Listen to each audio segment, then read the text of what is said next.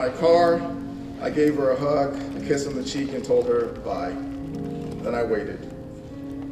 I waited for the text that should say, I landed in D.C. It was powerful and emotional moments today as funeral services were held here in Kansas for some of the 67 victims that were killed last month in the deadly mid-air collision between American Airlines Flight 5342 and an Army helicopter. In a sea of yellows, you can see there are hundreds gathered at the WSU Metroplex for Kia Duggan's celebration of life. Celebrated someone who lived the life of purpose and faith. It celebrated the work that she did to support others, right wrongs, and make a better world. She was remembered for her love of Disney, for creating joy, and many powerful and impactful achievements. Throughout her life, I watched Kia being a friend to the friendless, a voice for the voiceless, and a person who was not afraid to speak truth to power. From making sure that her black and brown classmates were treated fairly by teachers, to starting a food locker on her college campus, to teaching indigenous children in Taiwan, to challenging her professors at Harvard, Kia understood the assignment given to her by God. Baby girl, I will spend the rest of my days basking in the light and love that you have shared with so many, and living out my faith the way you lived out yours. Rest in power. Kia also founded the Princess Project, which is an initiative to assist underserved young women in transitioning from high school to college.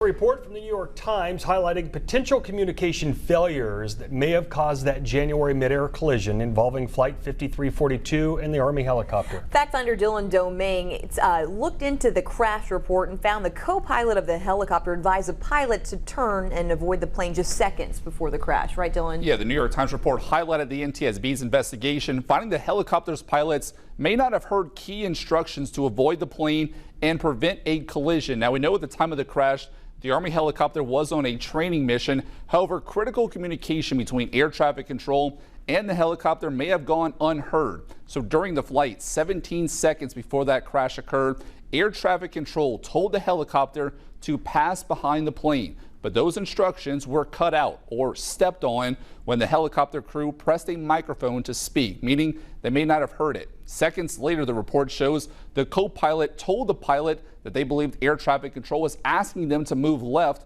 which would have created more space between them and the airplane.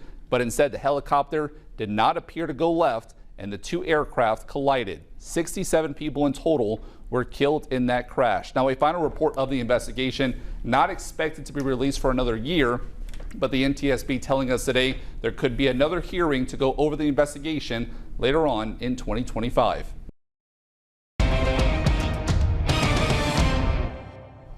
Welcome to Fact Finder Investigates. I'm Dylan Domingue. We are continuing to ask the question of what is being done to ensure flight safety after the tragic mid-air collision in January near Reagan National. This week, we're sitting down with lawmakers as the first piece of legislation is introduced in the aftermath of that crash. Senator Jerry Moran wants the critical technology, also known as ADSB, that sends out an aircraft's real-time location and speed to be turned on at all times when flying. The Army helicopter that collided with Flight 5342 had that system turned off at the time of the crash. Army officials have said it is common for military aircraft to have ADSB off when they are on specific training missions like the crew was on that day. Currently, the Secretary of Transportation can grant exemptions to allow certain aircraft to fly without it. However, the newly introduced legislation would eliminate those exemptions and make it a requirement for that technology to be activated. If they're doing training missions or flying through busy airspace, ADSB out should be on. However, if there is an actual national security mission at play, true national security, how do they quickly turn it off? Because we don't want enemies to see our aircraft. But the way this has been operating, I would support the idea that yes, all of them should have ADSB out activated. Now, in March, the FAA announced that all aircraft around Reagan National would be required to turn on ADSB when flying. This legislation would expand to every other airport as well. Moran also questioned the Transportation Secretary about the concern of helicopter flights out of the Pentagon coming close to DCA. Duffy says the FAA is keeping a pause on those flights. Our teams are working together. I'm very concerned about the amount of traffic that's coming out of the Pentagon. And if there's VIP travel, I would like to know who are the VIPs. Who is traveling on these helos? Who classifies? I don't think any of you here get helicopter travel. Who's traveling, Senator? It's one of the questions I intend to ask in appropriation hearings as we have Defense Appropriation Subcommittee hearings. I would like to know the answer to that question. If you'd share that with me too, I'd appreciate it. And lawmakers will once again be meeting with the FAA and the Army to discuss other restrictions that may need to be in place to ensure flight safety. That hearing is set for next month on June 11th. And this week, U.S. Representative Sharice Davids was in Wichita speaking with the families of victims that were killed in that mid-air crash.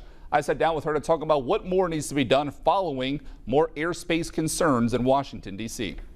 You know, we've heard the FAA, we've heard the Army, we've heard the NTSB all talk about the recommendations that need to be made because of what happened on January 29th.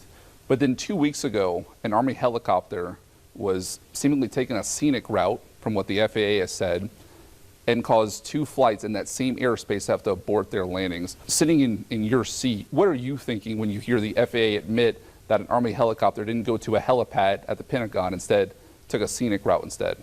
I mean, the simple answer is outrage.